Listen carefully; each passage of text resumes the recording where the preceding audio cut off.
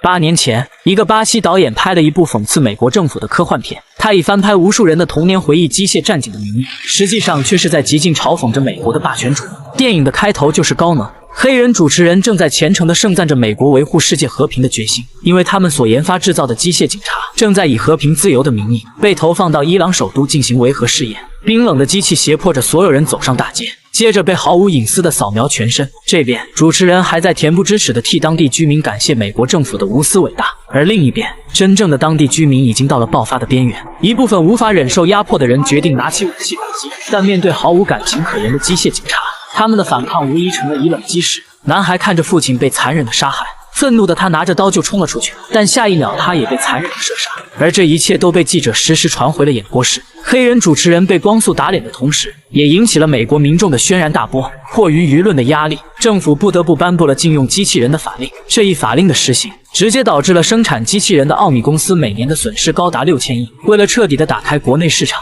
奥米公司的总裁提出了一个大胆的想法。于是他马上找到公司的首席研究员博士提出了构想，但现在最大的问题在于寻找合适的实验对象。公司为博士提供了大量残疾警察的人选，但却都被博士一一否决了。与此同时，身为刑警的墨菲正在调查一起枪支走私案，他无意中发现警局收缴的一批枪械竟莫名的出现在了黑市当中。经过追查，他锁定了本地最大的黑帮大佬瓦隆。于是墨菲带着搭档以购买枪械的名义约见了瓦隆，但就在交易即将达成的瞬间，瓦隆接到了一个神秘电话后直接起身离开。墨菲意识到有人通风报信后主动发起了攻击，但在激烈的枪战中，他的搭档还是不幸身受重伤。事后，墨菲先是将情况汇报给了局长，但却被局长下令禁止他继续追查下去。失望又沮丧的墨菲选择直接回家，可还等不到妻子的安慰，停放在门外的车子突然发出警报声。等到墨菲出门查看时，就这样，最完美的实验对象出现了。墨菲全身80%被严重烧伤，脊椎下半部全部被炸毁。为了让丈夫能够顺利的活下来，墨菲的妻子只能答应他们将丈夫改造。很快，3个月的时间过去了。当墨菲再次睁开眼的时候，他全身上下已经彻底被机甲包裹。听到博士说他已经被截肢时，无法接受这一切的他情绪失控了。先是差点一只手捏死了博士，接着他又飞快地逃出了实验室。眼看着墨菲越跑越远，博士只好远程将他关闭。为了让他接受现实，博士只好让他亲眼看着自己身上的机甲被拆卸。看见自己残破的身体后，墨菲这一次彻底的崩溃了。他哭着祈求博士能够给他一个痛快，但听到博士说他的妻子和孩子还抱着最后一丝希望在等着自己回去时，他最终还是选择接受了现实。接着，墨菲开始了一系列的适应训练，但经过和机器人的对比测试后，他们发现带有人类思维和情绪的墨菲在反应能力上明显要比机器人更加迟钝，这在公司总裁看来显然是不合格的。博士犹豫了片刻，只好决定在墨菲的大脑里安装电脑芯片，芯片会替代大脑传输指令。在日常的时候，芯片是沉默状态，只有当墨菲激活头盔后，芯片才会接管墨菲的身体，让他彻底的变成无情的执法机器。机甲涂装成纯黑色的墨菲开始了再一次的测试，这一次他需要独自对抗50个机器人。只见墨菲头盔一戴，谁都不爱，属于他的表演时间开始了。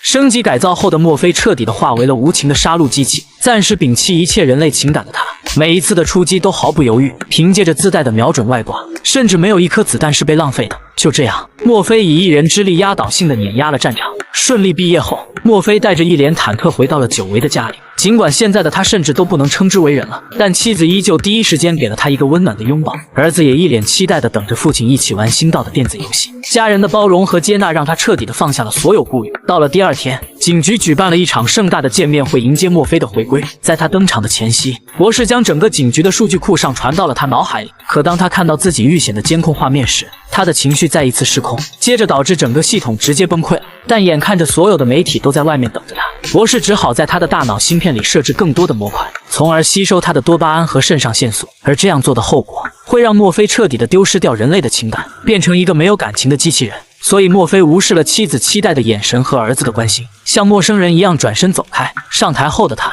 又无视了公司总裁和市长，直接开始对人群进行扫描。很快，他就在人群里发现了一名逃犯，戴上头盔后，他直接跳了下去，只是一瞬间就将逃犯制服。这安全感爆棚的一幕彻底征服了所有人。墨菲所在城市的犯罪率更是直接下降了80%。可此时，只有墨菲的妻子发现了丈夫的异常。她拦住丈夫后，告诉他儿子因为他的事情已经患上了抑郁症，请求他能够回家看望一下儿子。但墨菲还是没有任何反应，直接转身离开了。而或许是家人的牵绊唤醒了他被封印的内心，墨菲下意识地打开了有儿子影像的监控画面，看见儿子一脸沮丧难过的表情，他更是直接跳过了系统的限制，回到了家里。来到家门口后，他还原了自己遇害当晚的全部过程，看着自己被炸飞，看着妻子关切又慌张的样子，又看着儿子恐惧又无助的神情，他体内被尘封的情感开始逐渐恢复。墨菲再一次的骑上自己的战车，开始了执法之路。只是这一次，他要破的是自己的案子。通过对之前认识的中间人友好询问之下，他查到了陷害他的黑帮大佬瓦隆的位置，而瓦隆这边也提前收到了消息，开始组织手下全副武装，等待他的到来。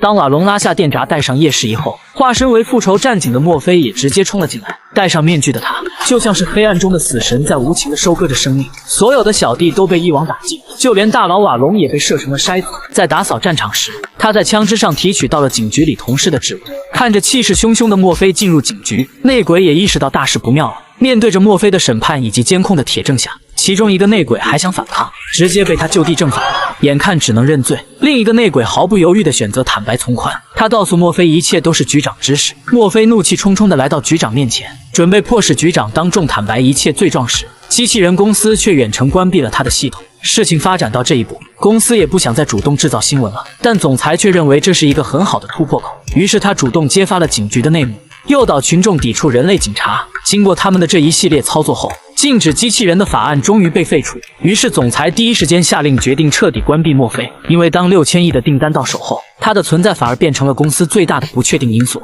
博士敏锐地提前察觉到了这一切，他第一时间通知助手引走警卫，闯进实验室拔除了公司的传输器后唤醒了墨菲。博士将最近发生的一切告知了他，并让他赶紧去公司救他的妻子和儿子，因为总裁以谎称他死讯为由将他们骗到了公司。接着博士也来到警局寻找墨菲的搭档。另一边，墨菲驾驶着战车直接冲进了公司，接着迅速地躲在守卫机器人的底下发起反击，但势单力薄的他还是被火力压制，他的手臂也被掉落的机器人压住。看着其余机器人迅速逼近，他只好将自己的手臂打碎，但逃跑时还是被无数子弹击中。眼看着马上就要撑不住的时候，搭档驾驶着装甲车直接撞了进来，接着放下武器挡在墨菲身前。守卫机器人面对着没有武器的人类，只能停止攻击。墨菲见状果断地逃了进去。来到楼顶的他，先是吓跑了来接人的直升机，接着将妻子和孩子支开后，他开始对总裁进行罪行指控和审判。但总裁却有恃无恐地直接伸出了双手，因为他手上的红色手环在墨菲的系统里属于最高级别，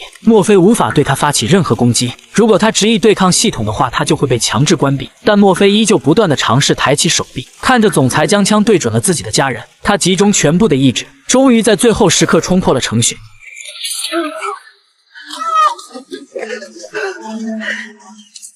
最后，博士将墨菲唤醒，接着给他换上了全新的机甲，而他的妻子和儿子也正一步步地朝他走来。可笑的是，恼羞成怒的黑人主持人依旧在不断推崇着所谓的机械自由。